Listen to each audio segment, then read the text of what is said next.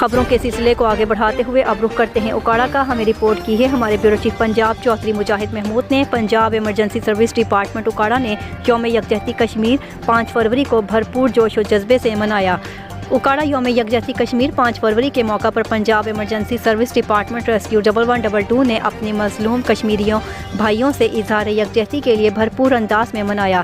اس حوالے سے مرکزی تقریب ڈی سی آفس میں منعقد کی گئی، جس میں کشمیر سے اظہار یکجہتی کے لیے 1 منٹ کی خاموشی اختیار کی گئی۔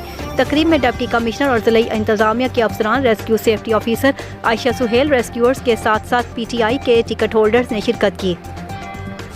تقریب سے خطاب کرتے ہوئے شرکاء کا کہنا تھا، پاکستان مظلوم کشمیریوں کی سیاسی، اخلاقی اور سفارتی حمایت جاری رکھے گا۔